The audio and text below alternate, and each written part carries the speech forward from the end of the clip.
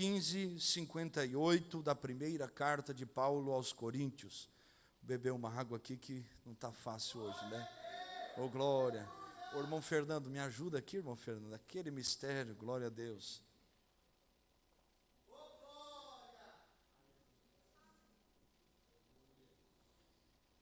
Quem ama a palavra de Deus? Glória a Deus. Então, meus amados irmãos, como já foi avisado, só reforçando, nossa cooperação em Amarante será na sexta-feira e no sábado. Por quê? Porque senão não cabe todo mundo dentro da igreja, tá bom? Então nós vamos estar indo na sexta-feira. Eu já pedi aí a uns irmãos para ir junto comigo, né, irmão Francisco? Glória. Vamos embora. Vamos encher aquele carro de 7 lugares e vamos. E no sábado também os irmãos estarão indo, pedir para os jovens estarem cooperando, e será uma bênção em nome de Jesus. Vamos estar adorando ao Senhor juntos. Meus amados, primeira carta de Paulo aos Coríntios, o capítulo 15 e o versículo 58 diz assim: portanto, meus amados irmãos, sede firmes e constantes, sempre abundantes na obra do Senhor, sabendo que o vosso trabalho não é vão no Senhor. Diga comigo: Senhor Jesus, fala comigo tudo o que eu preciso, em nome de Jesus. Amém. Tome seu assento, adorando a Deus e exaltando o nome do Senhor Jesus Cristo.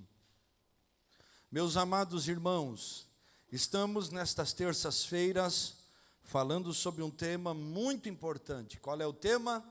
Lidando com as coisas espirituais. E nos dias em que nós vivemos, nós estamos a enfrentar inúmeros desafios. E um deles é resistirmos a uma forte cultura de desistência, principalmente no meio do povo de Deus. Você facilmente lembrará de alguém que iniciou a caminhada da fé junto com você, alguém que entregou sua vida a Jesus no mesmo tempo que você também entregou sua vida a Jesus. E você vai lembrar de muitos exemplos de pessoas que começaram até firmes com Jesus, mas no meio do caminho, por algum motivo, seja ele razoável ou não, abandonaram a fé, ou desistiram de servir Jesus, ou esfriaram na fé, ou tomaram outro caminho, ou foram para outras religiões. Nós conhecemos muitas pessoas que tomaram estas decisões. Se não, eu posso afirmar, pela proporcionalidade destas questões, que esta igreja estaria repleta nesta noite de pessoas que não haveriam de ter se afastado do caminho do Senhor Jesus, mas não souberam lidar ou não puderam resistir a esta cultura de desistência. E o que Paulo está falando exatamente no capítulo 15 é sobre as coisas do céu, uma nova vida em Cristo Jesus, o lar celestial, um novo corpo que será glorificado, agora o corruptível que é revestido daquilo que é incorruptível, a carne que é revestida do que é espiritual, o natural que é tomado por aquilo que é sobrenatural. Ele vai fazendo uma conclusão a respeito destes assuntos, e eu não quero me deter muito no sentido da carta, porque os irmãos já sabem que a igreja de Corinto era uma igreja que estava a viver problemas muito graves, e Paulo está tratando então estas coisas, falando sobre as verdades do céu. Ele diz no versículo 57 que graças a Deus no que nos dá a vitória por meio de nosso Senhor e Salvador Jesus Cristo.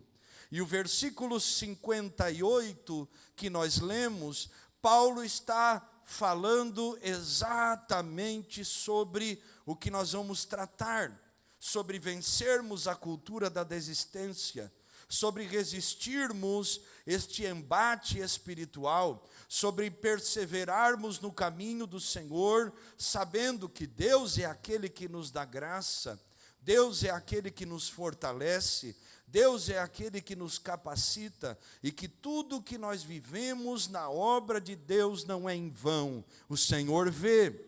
Hebreus capítulo 6, o verso 10, a Bíblia diz que o Senhor não é injusto para se esquecer da nossa obra, do trabalho que nós temos servido aos santos e ainda servis. O Deus não se esquece do amor que nós temos servido aos santos. Deus não se esquece. Deus é aquele que nos capacita. E Paulo então está falando sobre esta importante decisão que nós devemos ter, de continuar, de prosseguir. Irmãos, lidar com as coisas espirituais é um desafio de perseverança. Quem sabe o que significa perseverança? Obediência a longo prazo. Deus sabe a importância de nós entendermos isso e o quanto é difícil nós alcançarmos a vida com Cristo Jesus na glória eterna. A Bíblia fala tanto a respeito desta obediência a longo prazo, que Mateus 24:13, tão conhecido, a Bíblia diz que aquele que perseverar até o fim será salvo. Então esse tema sobre obedecer a Deus a longo prazo, sobre continuar, sobre perseverar, sobre vencer a desistência, sobre vencer o desânimo, é algo muito importante. A vida espiritual é um combate. Pastor, mas eu entreguei minha vida para Jesus e agora eu estou numa guerra? Sim, uma guerra espiritual. Irmãos, eu sei que para muitos de nós foi oferecido o Evangelho como um produto, dizendo que venha Jesus, porque vindo a Jesus não haverá sofrimento. Venha a Jesus, porque se você vir a Jesus, só vai ter prosperidade de porta aberta. Vem para Jesus, porque vindo para Jesus você não tem problema de saúde. Vem para Jesus, porque se você vir para Jesus, seus filhos vão ser os melhores filhos que existem na face da terra. Irmãos, nós sabemos que isso não é verdade. O caminho de Cristo continua sendo o caminho da cruz, o caminho da renúncia, o caminho onde nós vamos ter que abrir mão, muitas vezes, das nossas vontades. E dentro das nossas vontades, está, muitas vezes, a vontade de desistir. Quem aqui já teve vontade de desistir alguma vez? Não, irmão, se você nunca teve, me conta o segredo, né, irmão? Tem dias que a batalha é intensa. Tem dias que a batalha é grande, você perde o sono, mesmo cansado. Você se levanta para orar e quanto mais ora, parece que não ora. Tem a sensação de que deveria orar mais. Parece que você busca a Deus e Deus está mais longe do que quando você não estava buscando daquela maneira. As batalhas são reais. E nós enfrentamos uma oposição severa. Alguém já disse que o inimigo não brinca de ser inimigo, mas os crentes brincam de ser crentes. Ele não brinca, ele sabe a importância. E nós muitas vezes descuidamos.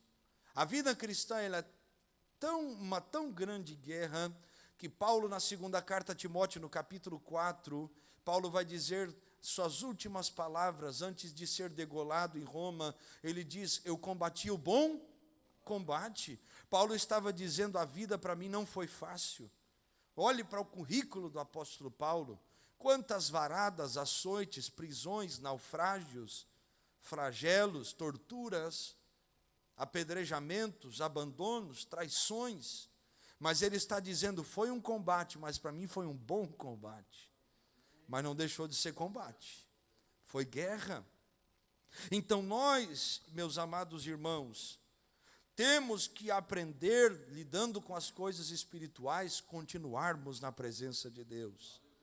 Continuarmos seguindo Jesus. O desânimo vem, mas eu continuo seguindo Jesus. O problema se levanta, mas eu continuo seguindo Jesus. As coisas saem do meu controle, mas eu continuo seguindo Jesus. As coisas não só saíram do meu controle, como perderam todo o controle, mas eu continuo seguindo a Jesus Cristo. E Paulo então está a terminar este capítulo 15, já partindo para os agradecimentos, no capítulo 16, por causa das ofertas que foram enviadas, e Paulo está usando no versículo 58 esta palavra, portanto. A palavra portanto, ela é usada para terminar um assunto, encerrar um discurso ou algo escrito, uma conclusão de um assunto. Coloquem na tela, por favor, o versículo 58. Paulo está dizendo, portanto, meus amados irmãos. Então ele está terminando este compêndio de ensinamentos, tudo aquilo que foi dito. E ele começa a encerrar, falando sobre esta coisa, este fator tão importante. Portanto, meus amados irmãos, sede firmes. Quem está aqui, diga firmes. Constantes. E sempre abundantes. Aleluia. Então, nesse tempo de instabilidade, incerteza, desistência, o Senhor nos traz esta palavra para nós não desistirmos da nossa caminhada de fé. O que é ser firme, meus amados irmãos? Ser firme é ser inamovível. O que é uma pessoa inamovível ou algo inamovível? Algo que não se move. Por exemplo, esta coluna, por mais que eu a empurre, ela não vai se mover. Os irmãos entendem isso? Então é algo que está firmado, cravado, alicerçado, que não se move nem para a direita nem para a esquerda. É algo que é firme. Paulo está dizendo a respeito das coisas dos céus, eu quero que vocês sejam firmes, não se movam, posicionados até o fim, posicionados sem mover-se nem para os prazeres e nem para os benefícios, nem pela luta e nem pela vitória, mas continuem do jeito que vocês estão em Cristo Jesus, firmes. Paulo também continua dizendo, firmes e constantes, irmãos. Se ser firme é ser inamovível, constância não é quem chega primeiro, é quem continua sempre. Como diz no nosso amado Rio Grande do Sul, no passo do gado. Já viu no passo do gado? Devagar, mas sempre andando. Devagar, mas sempre em continuação. Não é correr rápido, é correr sempre. E Deus nos chamou para esta carreira. Não para que nós cheguemos rápido lá, mas para que nós continuemos caminhando. Vem tribulação, eu continuo. Vem dificuldade, eu continuo. Brigou com a esposa, eu continuo. Brigou com o marido, continua. Faltou alguma coisa, continua. Sobrou alguma coisa, continua. É constância, disciplina. Continuar apesar de, ou de algo, ou de alguém. Então Paulo está dizendo, não se movam, mas não parem por nada. E a terceira expressão aqui é sempre abundantes. Então, meus amados irmãos, Paulo está falando sobre não nos movermos, sermos disciplinados e continuarmos, e além do mais, continuarmos crescendo, progredindo, continuar crescendo e crescendo e crescendo. Quando alguém descobrir a água no Antigo Testamento, você vai se lembrar, principalmente quem veio na escola bíblica dominical no domingo de manhã, quando a irmã Cristiana estava a ministrar sobre a lição sobre Isaac, que cavou e achou águas vivas, águas abundantes. Esta expressão sempre se usa porque para denotar ou demonstrar ou revelar uma grande quantidade de algo, é algo abundante. Ou que nós costumamos dizer, tem uma fartura aqui, é abundância de comida, que tanta coisa, mas é algo que continua crescendo, que continua progredindo, que continua se desenvolvendo, que continua e não para e não volta atrás, mas continua crescendo. É o que Paulo está dizendo. Meus irmãos, a vida com os Deus e a vida a respeito do céu é assim. Se vocês querem, tem que ser firmes, tem que ser constantes e tem que continuar crescendo, crescendo, crescendo. Então nós vamos falar sobre estas coisas, meus amados irmãos. Vamos falar sobre este cristão que lida com as coisas espirituais, com esta segunda expressão que o apóstolo Paulo está a usar, constância. E como nos custa esta palavra? Tem semanas que nós começamos um propósito com Deus na segunda-feira, terça continuamos, quarta desanimamos, quinta mais um pouquinho desanimado, sexta-feira sem Jesus, sábado nos braços do diabo e domingo reconcilia com Jesus do culto. Tem gente que uma semana é crente e a outra não. Tem gente que uma semana é crente na igreja, na outra, em casa, parece o cão. Não sabe se o cão entrou nele ou ele entrou no cão. Tem gente que é crente só quando o pastor está perto ou o irmão que é chato. Mas quando tem liberdade de falar o que dá na telha, fala muita bobagem. Então, constância não é isso. Constância é continuar, não importa quem, não importa onde, não importa quando, não importa o momento que nós vivamos. Eu sou fã dos nossos irmãos que têm mais experiências. Tem aí o pastor Valdir, o irmão Geraldo, que tem muitos anos de fé, e podem falar sobre estas coisas também, com muito mais propriedade. Irmãos, a vida com Deus é uma vida de uma caminhada longa. Então nós temos que ter essa disciplina com Deus, constância. Melhor é o fim das coisas do que o início delas. Eclesiastes 7:7. Não é começar com Jesus e abandonar Jesus e terminar com o diabo. Não, é terminar com Jesus também. Só que isso nós só vamos alcançar como? Sendo e vivendo uma vida em constância. É fácil viver uma vida de constância? Não. Irmãos, eu conheço gente que buscou, se decepcionou porque não viu um resultado imediato com Deus. Só que Deus é pedagógico. Deus sabe trabalhar com cada um, Deus sabe nos tirar das emoções humanas, nos levar para profundidade espiritual e não para a superfície emocional. Buscou, não viu nada demais, abandonou Jesus e foi para outro lugar. Só que a caminhada com Deus é aquela busca hoje, amanhã, mês que vem eu continuo também. No outro ano eu estou lá batendo na porta, não abandono Jesus, não. Não deixo Jesus por nada. Então não é quantidade, é qualidade, mas qualidade sempre. Sempre, fidelidade, buscando a Deus. Então nós estamos vivendo este momento, esta cultura de desistência. Só que Paulo está falando sobre um crente que é marcado pela firmeza, pela constância e pela abundância. Paulo está falando sobre alguém que é constante. E nós vamos aprender um pouco sobre isso. Se constância é disciplina e é continuar, então para lidar com as coisas espirituais, eu devo viver uma vida de constância na presença de Deus.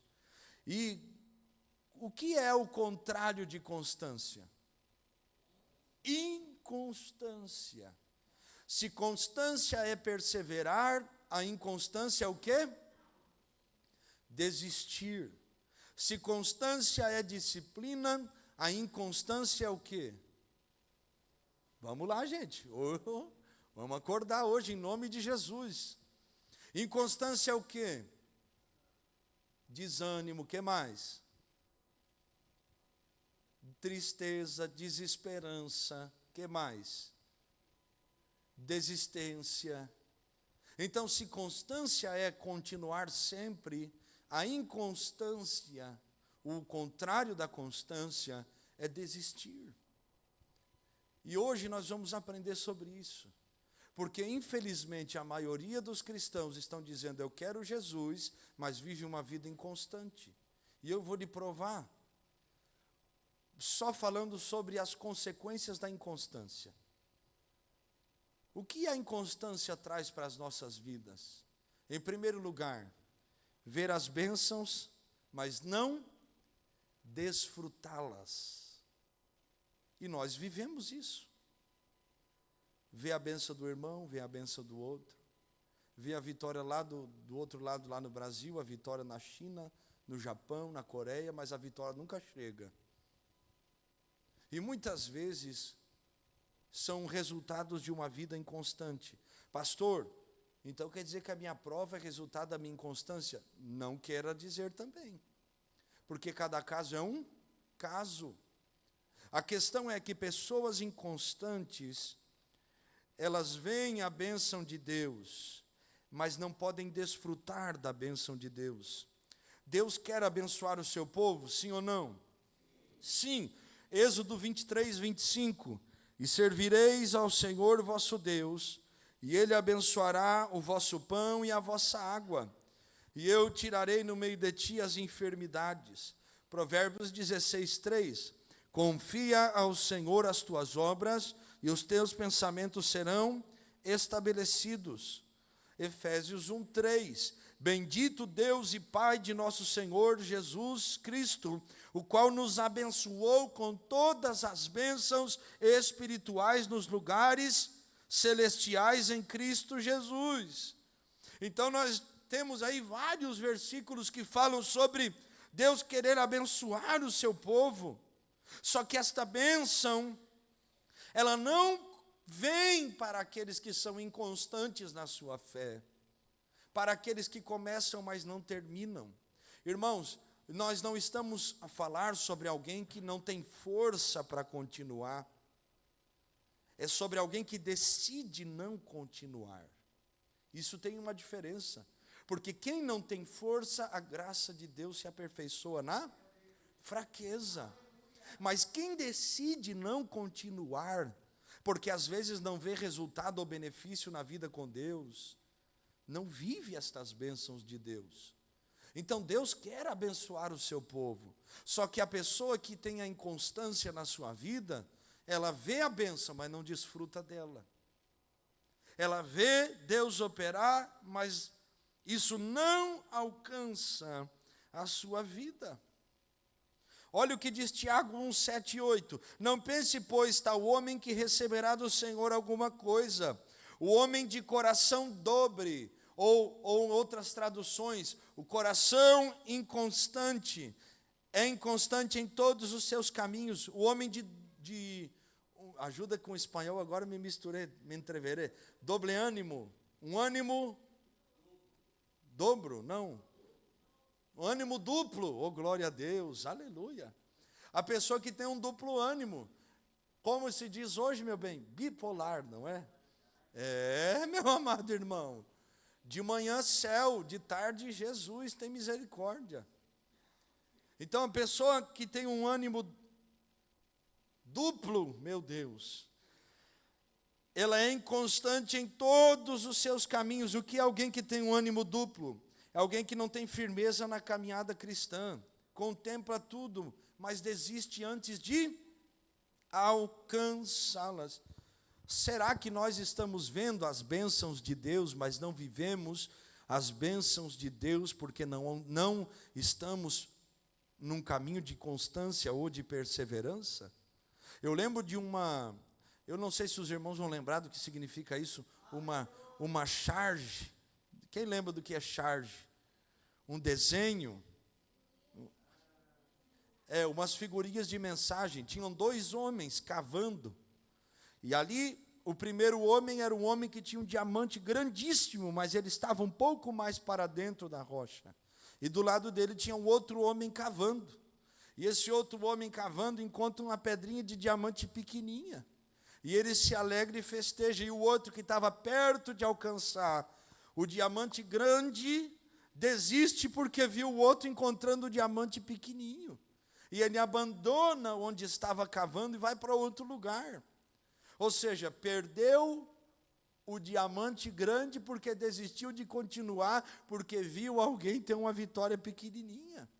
Então, aquela pessoa que tem um ânimo duplo, um ânimo bipolar, que vive uma vida cristã de montanha-russa, céu, terra, Jesus, sem Jesus, hoje com Jesus, amanhã mais ou menos, depois não, depois eu reconcilio. Essa pessoa que tem a máscara de crente, que vem para a igreja, depois em casa não tem Jesus, não vê, não desfruta as bênçãos de Deus, não recebe o cuidado de Deus, ou seja, aquilo que Deus quer fazer. A obra de Deus não se desenvolve neste tipo de coração. Olha um outro exemplo disso, 2 Reis 7:1-2. Então disse Eliseu: ouvi a palavra do Senhor, assim diz o Senhor, amanhã a estas horas dará uma medida de farinha por um ciclo e 2 medidas de cevada por um ciclo à porta de Samaria. Porém um capitão em cujo braço o rei se encostava respondeu ao homem de Deus e disse: eis que se o Senhor fizesse janelas do céu, poder-se-ia fazer isso? E ele disse, ele quem? O profeta: eis que tu verás com os teus olhos, porém daí não comerás. Havia fome em Samaria. Deus vai usar 4 leprosos que vão encontrar comida no meio do arraial do exército assírio, que havia fugido por medo e havia abandonado comida, veste, riqueza, deixou tudo para trás. E Deus vai falar para esse homem: você duvidou, meu querido?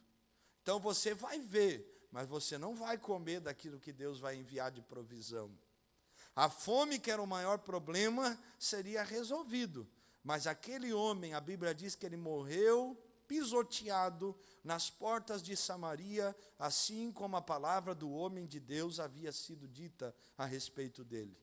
Então ele ouviu a notícia, mas agora ele não desfruta da comida, ele não desfruta da provisão. Então Deus está falando sobre exatamente isso, sobre alguém inconstante, que vê as bênçãos, vê os outros prosperar, viver uma vida em família abençoada, tem saúde, mas não é alcançado por isso. Será que existem pessoas assim no meio de nós? Será? Já viu aquela pessoa que vive a síndrome do quase?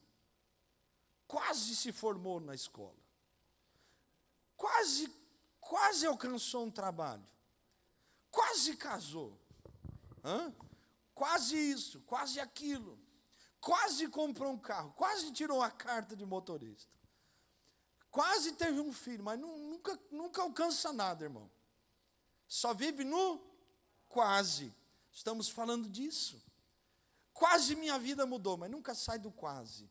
Então são pessoas que infelizmente estão vivendo uma vida de inconstância. Ela é quase liberta, ela quase prospera, ela quase se firma no ministério. O problema é o que plantamos, irmãos. Gálatas 6:9, 6:7, né? Aquilo que nós plantamos, nós vamos colher. Planta a semente hoje, arranca amanhã para ver se cresceu, impedindo o processo natural do agir de Deus. Espera aí, eu vou plantar hoje, mas vou arrancar amanhã. Será que está crescendo? E não deixa a semente germinar, não deixa a semente se desenvolver. Será que nós estamos vivendo isso? Será que alguém aqui no meio de nós, será que eu estou a viver esse momento? Quase isso, quase aquilo, mas nunca vai, por causa da inconstância. Porque estamos sendo limitados. A segunda característica de alguém que é inconstante, vive recomeçando, nunca finaliza nada. Eu cheguei num tempo na minha vida, Carol vai lembrar, recém-casado, digo, peraí, a única coisa que eu terminei na minha vida foi ensino médio, eu tenho que terminar alguma coisa. Comecei 3 cursos, não terminei nenhum. Irmão, me deu um negócio ruim, eu digo, agora eu vou terminar, em nome de Jesus. Precisava, na época, de R$700 para terminar um curso teológico. Não tinha, irmão, mas eu vou terminar. Orei, Deus abriu a porta, pintei uma casinha. Eu acho que era a casa da mãe do Abner, se eu não me engano. Fui para lá, irmão, pintei a casa da irmã. Consegui o dinheiro, não sei se o Felipe lembra disso, né, Felipe?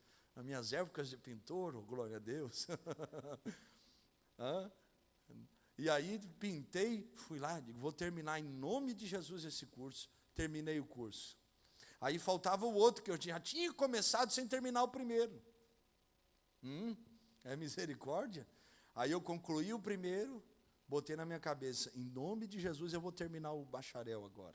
E fui, irmãos, estudei, e prova, 15, 20 provas. Vai lá, estuda, estuda, estuda. Fui lá e terminei. Digo, isso vai ser quebrado em nome de Jesus. Eu vou começar e eu vou terminar. Porque viver recomeçando nos leva a que lugar?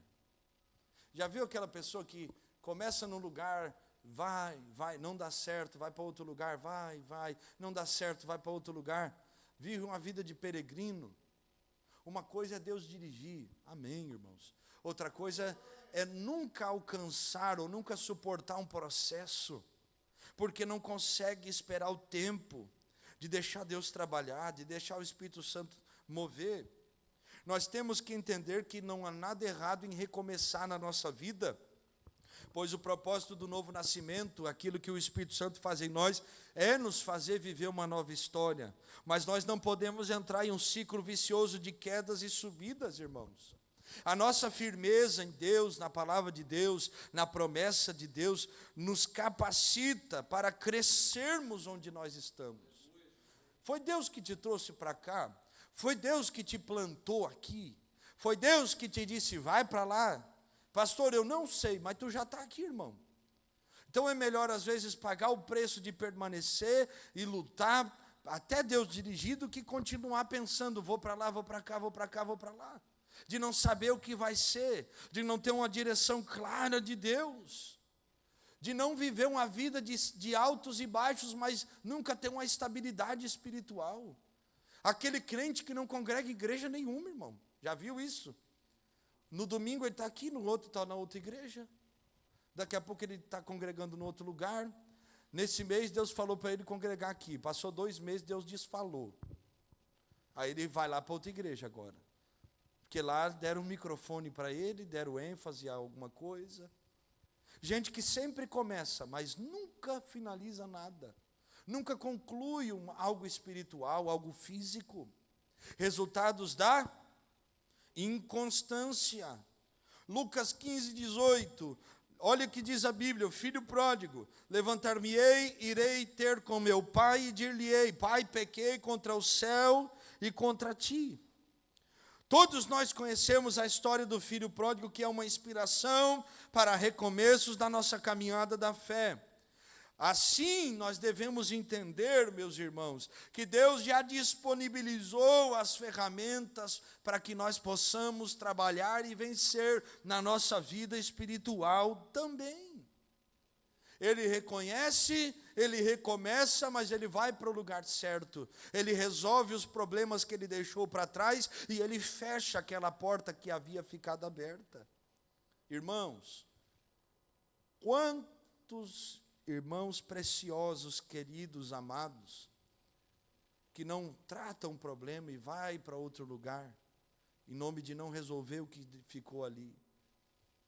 Quanta gente que tem um potencial tremendo, meus amados irmãos, mas que em nome de não tratar um assunto para que haja cura, só muda de lugar, muda de cidade, muda de trabalho, mas para não tratar o assunto. Só que a lacuna continua, a porta continua aberta, a brecha continua ali. Será que Deus está falando conosco hoje sobre estas coisas tão pequenas, mas tão pontuais? Será que nós vamos começar uma coisa aqui, outra lá, e nunca vamos concluir nada? Eu tenho pessoas na minha família que têm 500 formações que começaram, mas nunca terminaram nenhuma. Eu tenho um primo, irmão, que ele já estudou de tudo na vida dele. Só tem um problema, nunca formou em nada. Dava até preguiça de conversar com ele, porque ele sabia tudo. Não, isso aí eu já estudei. Eu digo, varão, mas tu já estudou tudo na tua vida, varão? Não, é porque eu comecei, mas aí eu tranquei a faculdade, não sei o quê. Misericórdia. Então, meus amados irmãos, são desafios? Sim. Olha o que diz Apocalipse 2:10. Não temas das coisas que tens de sofrer. Eis que o diabo lançará alguns de vós na prisão para que sejais tentados.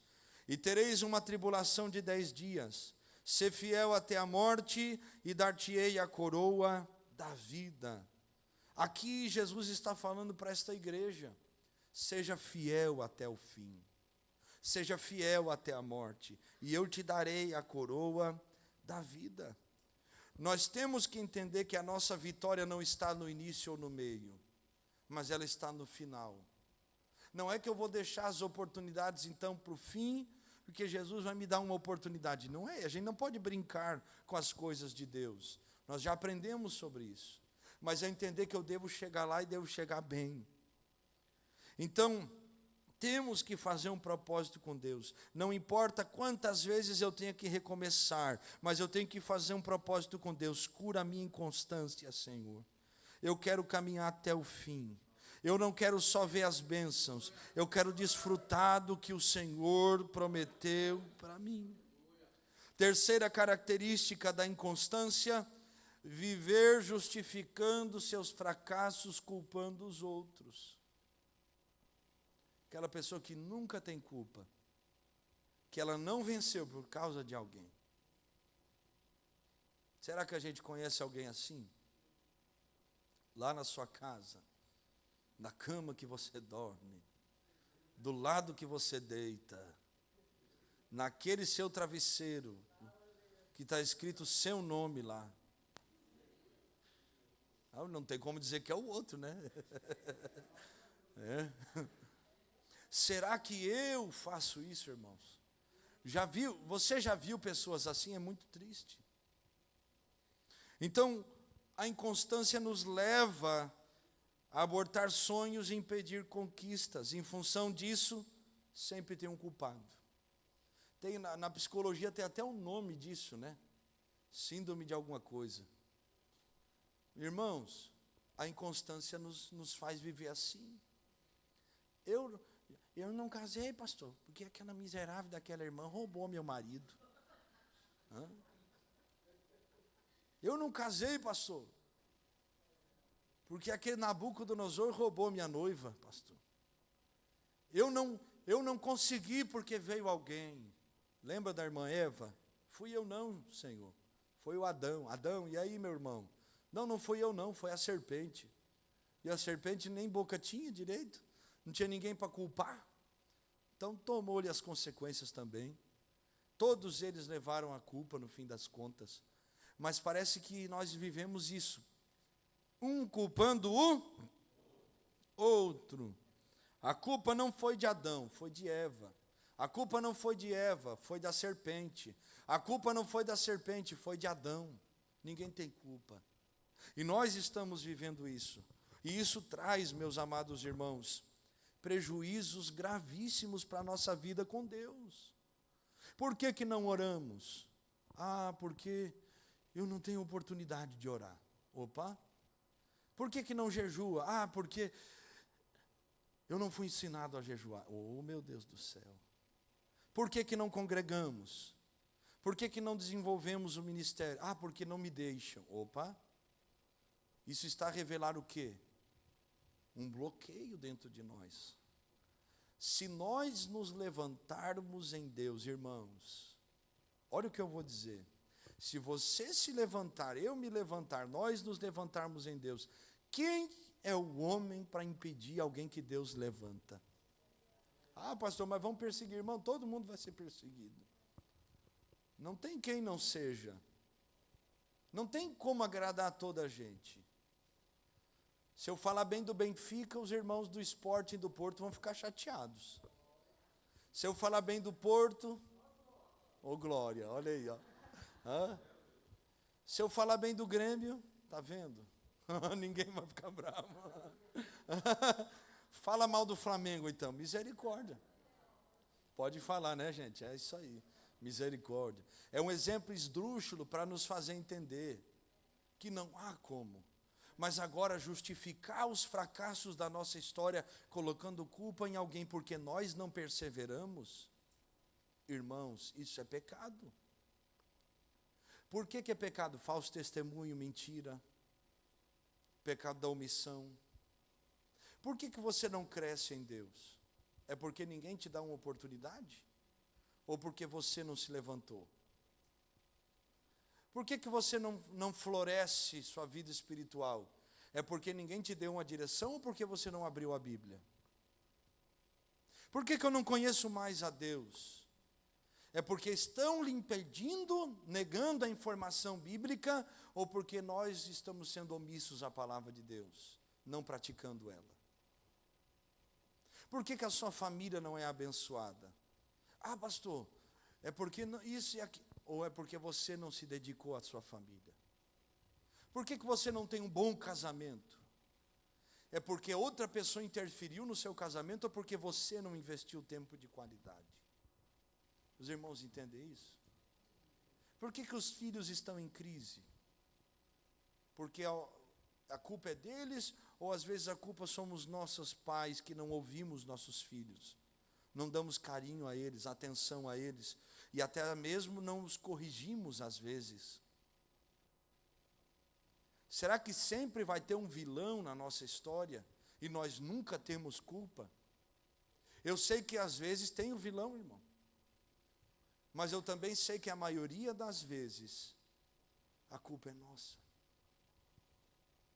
Se nós nos levantarmos, não há ninguém que possa nos fazer parar. Enquanto nós formos a vítima da nossa história, ou na história de outra pessoa, nós nunca seremos os heróis da nossa própria vida em Deus. Pessoa que se vitimiza em tudo, pessoa que nunca tem culpa, pessoa que sempre é a coitadinha da história, é uma pessoa doente, meus amados irmãos. Que ela não amadureceu na fé, ela não é espiritual, ela não entendeu o propósito do evangelho, ela acha que ela é o centro de tudo e fica se dando uma de coitadinho e coitadinha. Eu lembro de minha mãe. Rapaz, minha mãe não deixava a gente dar uma de coitadinho, não. Ah, mãe, não tem as coisas, vai trabalhar. Ah, porque a roupa do fulano, ninguém lhe perguntou da roupa do outro. Vai usar o que tem e para de reclamar. Esperava os primos crescer para pegar a roupa dos primos. Quem já viveu isso? Hoje não tem mais essas coisas, tem a Primark, né, gente? Tem a Cruz Vermelha, né? Ô, glória. Não tem comida, meu filho, se vira com o que tem. Frita mortadela, vão comer.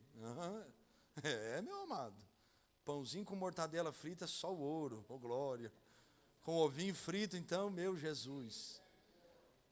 Misturava ovo com farinha, não tinha o que comer, não sei se você se chama assim, mas lá no Rio Grande chamava aquele chá de capim cidreira, erva cidreira. Aquilo, irmão, a mãe ensinou a gente a descobrir como é que era aquilo, enchia a barriga de chá e ia dormir para não ficar com fome. Mas não ficava com fome.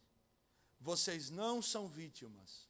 Vocês vão se levantar, vocês não vão esperar nada de ninguém, era o que a mãe dizia para nós. Vocês vão trabalhar, mãe, me dá uma chuteira. Não tem, ninguém vai lhe dar, não. Vá trabalhar de servente com o seu avô. Mamãe dizia assim para mim. Vai trabalhar, o dinheiro que você ganhar, você compra o que você precisa. Tá certo, então. Fui trabalhar, meu irmão, carregando telha de concreto com 11 anos de idade. Agora, bota um adolescente de 11 anos aí carregar telha de concreto para ver. Quase morre. Jesus. Vê Jesus, não é? Então, nós não podemos viver a vida, meus amados irmãos, como vítimas. Deus não lhe chamou, Deus não lhe capacita, Deus não lhe dá graça. Deus não está disponível para cada um de nós. Se você dobrar seu joelho lá no quarto que você tem em casa, pastor, não tenho quarto, eu moro num T0, lá na sala, irmão, em qualquer lugar, dentro de um banheiro, e clamar a Deus, Ele vai lhe atender e lhe dar graça para vencer. Agora, viver uma vida colocando uma culpa em alguém para justificar nossos fracassos, vai nos tirar da inconstância ou nos afundará ainda mais nela? Nos afundará. Nós temos que aprender a vencer essa inconstância. E como vamos vencer? Em primeiro lugar, temos que investir no alicerce da nossa vida espiritual. Lembra de Provérbios 22:6? Instrui o menino no caminho que deve andar, e até quando for velho não se desviará dele. Aqui Salomão estava falando sobre o ensinar uma criança o caminho da palavra, porque quando ela crescesse, ela não se desviaria deste caminho, ou seja, ela jamais esqueceria daquele ensinamento. Ainda que ela fosse para longe, ela ia se lembrar daquelas palavras. Lembra do filho pródigo, desejando comer a comida dos porcos, lembrou da casa do pai que tinha pão. É isso. Nós temos que investir no fundamento, ou seja, nesta palavra que nós devemos conhecer, neste alicerce que nós devemos estar sobre ele. Não há outro fundamento a não ser Cristo Jesus, sua palavra. Ninguém pode pôr outro alicerce, outro fundamento. Mateus 7,24, todo aquele, pois, que escuta as minhas palavras e as pratica, assemelhá-lo-é ao homem prudente que edificou sua casa sobre a rocha. Qual é a questão de investir no alicerce? Irmãos, quem é que já admirou o alicerce de uma casa? Chegou na frente de uma construção lá, irmão Fernando, e disse, meu Deus, que alicerce bonito. Ninguém fala isso. Porque o alicerce fica embaixo. O que a gente admira? A fachada, o acabamento, o telhado, né? Aquelas marquises, o espelho, o vidro, a decoração, o jardim, mas a gente não aplaude o alicerce. Mas o que mantém a casa de pé? É o alicerce. O que Jesus está falando em Mateus 7,24, aquele que ouve e pratica é aquele que investe no fundamento. Então não é só escutar, tem que ouvir, irmão. E como é que eu sei que eu ouvi a palavra, pastor? E eu dei crédito quando eu pratico a palavra. Então praticar a palavra é investir no alicerce. Pastor, mas então quer dizer que eu tenho que perdoar? Tem que perdoar. Tem que ter mansidão? Tem que ter mansidão. Diga comigo, mansidão ainda existe. E tem gente que a mansidão passou longe, né? Misericórdia. Meu irmão, minha irmã. E se perguntar para sua esposa se você é manso, meu irmão, o que ela vai dizer? E se perguntar para o seu esposo, minha irmã, se você é mansa? Pastor, mansa igual uma onça, pastor. Meu Deus. Aí não, né? Aí você me quebra, como diz o... Não, tem como não. Mas nós temos que, para vencer a inconstância, então nós temos que investir no fundamento. Estarmos firmes na palavra de Deus. Em segundo lugar, é o que a irmã Elizabeth leu hoje. Segundo lugar, para sermos curados da inconstância, nós temos que exercitar nossa confiança em Deus. Saber, irmãos, que Deus é o alvo da nossa confiança. A confiança é uma atitude, eu anotei aqui, que está se tornando rara por causa da distorção da integridade dos homens. Está difícil confiar em alguém, não está? Muito complicado. Só que quando nós falamos sobre confiar no aspecto da fé, confiar em Deus, nós temos que lembrar do caráter de Deus. Deus não falha. Deus não mente. Deus não é um homem para que minta, nem um filho do homem para que se arrependa. Deus acaso falaria alguma coisa e não cumpriria? Não. Deus é fiel. Deus tem poder. O nosso Deus é um Deus que nos sustenta. Lembra do Salmo 125? Os que confiam no Senhor serão como um monte de Sião, que não se abala, mas permanece para sempre. Então nós podemos confiar em Deus, nós podemos confiar no Deus que é fiel, no Deus que não abandona, no Deus que não nos despreza, no Senhor que está conosco. A nossa confiança em Deus não pode ser fruto da nossa emoção, porque a emoção hoje está de um jeito, amanhã está de outro, irmão. Tem que ser fruto da nossa convicção, a nossa fé. Eu confio em Deus, eu não estou bem, mas Deus continua sendo Deus. Eu não estou a viver um bom momento, mas Ele é Deus. Eu vou vencer, Deus vai me dar graça, eu vou continuar. Então nós temos que ter esse entendimento. Então, a inconstância, na verdade, é um sinal de uma incredulidade escondida dentro de nós. E quando nós confiamos em Deus, nós estamos dizendo, Senhor, não abriu a porta não, mas o Senhor é o dono dela. Os irmãos entendem? Como é que vai manifestar essa confiança no dia em que tudo desmoronar? Lembra de Jó? No mesmo dia. Que coisa tremenda, irmão. Tremenda ruim e tremenda boa. Jó, levaram os bichos. Jó, caiu a casa literalmente. Os 10 filhos já morreram. Jó, sua saúde se foi. E o que Jó faz? Confia em Deus. Ainda que a minha pele se apegue à minha carne, é o que ele fala. Todavia eu confiarei no Senhor. Ele vai dizer, eu sei que o meu Redentor vive. Será que no dia que tudo desmorona, a gente pode dizer isso?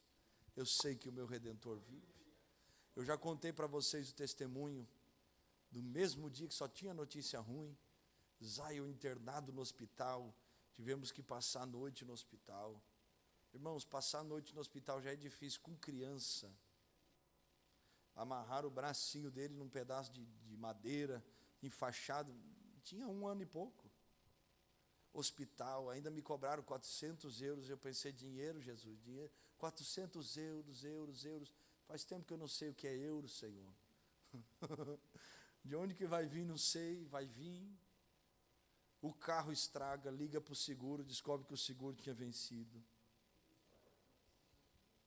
Aí, sem carro, tendo a fatura para pagar, o menino doente, Carol com a saúde daquele jeito, só nós 3. Eu olhei, eu lembro até hoje que eu olhei para a geladeira lá de casa, escorei a mão assim, falei, Jesus, o Senhor dormiu no meio de uma tempestade, me ajuda a dormir também.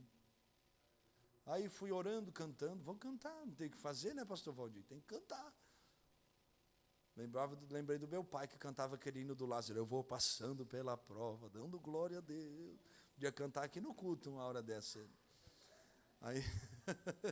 Aí o irmão me mandou uma mensagem, ô varão, senti no coração de lhe mandar uma oferta. Mande, é de Deus. Quem já passou por isso? Mas quando é que a nossa confiança vai ser provada? No dia da dificuldade. Então, como nós vamos vencer a inconstância? Confiando. Confiando. Senhor, é o Senhor que faz. É o Senhor que abre a porta. Outra coisa, como nós vamos vencer a inconstância? Tendo intimidade com Deus. A inconstância é vencida quando nós nutrimos o nosso relacionamento com Jesus. Quanto mais nós nutrimos esse relacionamento, menos insegurança nós vamos ter na nossa caminhada de fé. Mais carências são supridas, mais dificuldades aqui dentro de nós são vencidas. Porque no nosso relacionamento com o céu, Deus faz como é que eu vou falar isso? Desinstala todas as coisas ruins da nossa vida. Aí, Felipe, me ajuda aí. E faz uma descarga, um download novo dentro de nós. Sim. Tira aquele aplicativo velho que não serve, só tem vírus, glória, e traz um aplicativo novinho do céu que acelera até o celular, né? A vida nossa. Muda tudo aqui dentro de nós. É no relacionamento com Deus que o velho Marcelo vai saindo e o novo Marcelo vai vindo. E a luta continua, mas é no relacionamento com Deus que essa manutenção se dá. É no dia da oração outra vez. É no dia de outra vez jejuar, é no momento de outra vez eu ir à palavra de Deus, não porque alguém me pediu, mas porque eu quero nutrir esta relação, porque eu amo Jesus. Sabe o que é você dobrar o joelho sem ter ninguém lhe vendo e dizer, Jesus, eu estou orando porque eu te amo. Não é porque alguém me pediu que eu estou aqui. Não é porque alguém me mandou orar que eu estou aqui. Não é porque alguém me chamou para um propósito de oração que eu estou aqui. Não é porque aquele pastor chato, aquele branquelão, como diz lá no Rio Grande, aquele galego me incomodou para eu orar, aquele pastor chato que fica me mandando mensagem para eu vir na oração. E quando eu não vou, ele pergunta, irmão, está vivo? Não é porque você teve o desejo de buscar a Deus. Isso é intimidade, irmão. É desejo. Quem aqui tem uma boa amizade ou um bom relacionamento com alguém? Pelo menos um tem que ter, né, irmão? Pelo amor de Deus. né?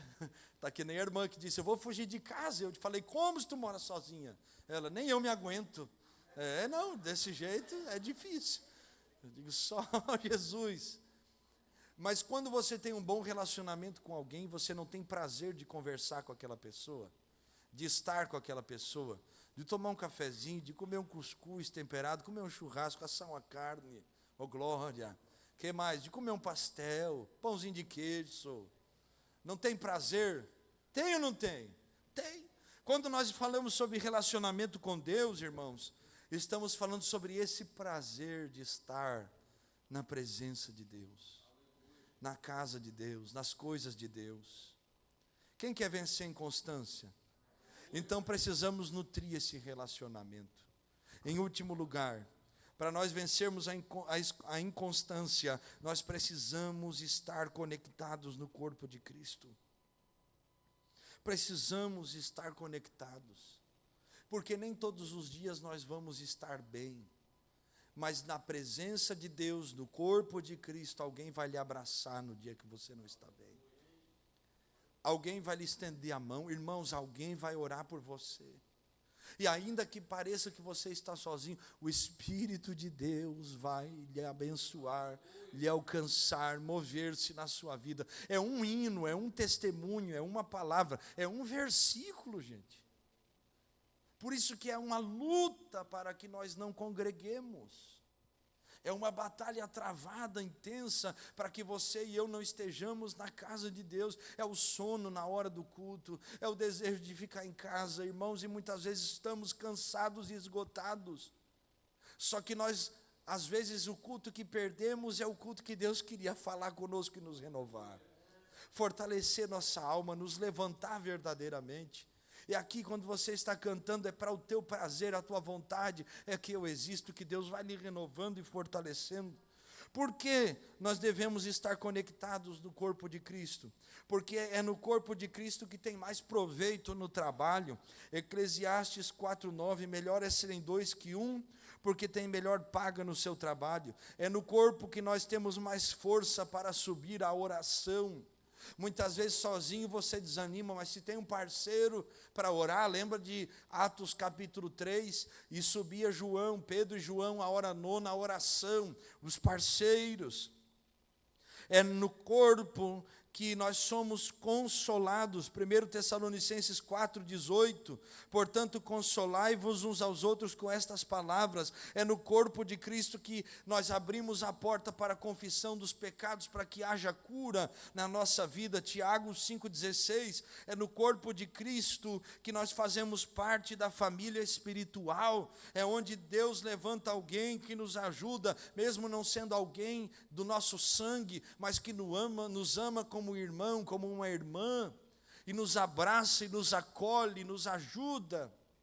É no corpo de Cristo que nós buscamos o avivamento. Lembra de Atos capítulo 2? Estavam todos juntos, reunidos no mesmo lugar, no mesmo propósito, e ali o Espírito de Deus desceu sobre eles.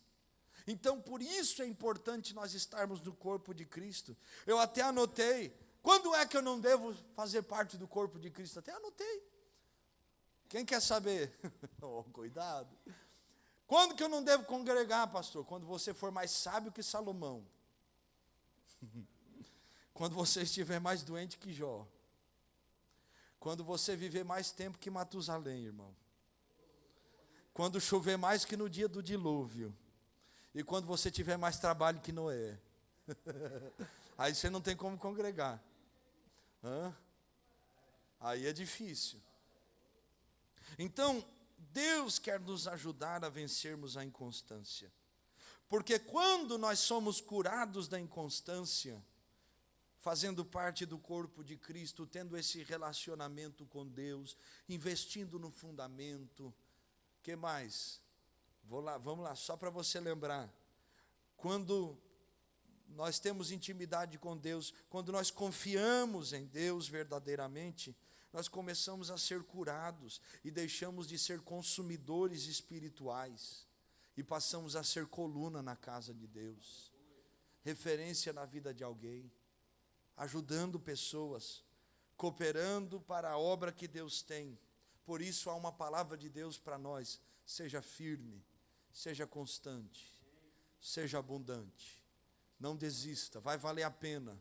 E o versículo que nós lemos termina dizendo: sabendo que o vosso trabalho não é vão no Senhor, Ele vai nos recompensar.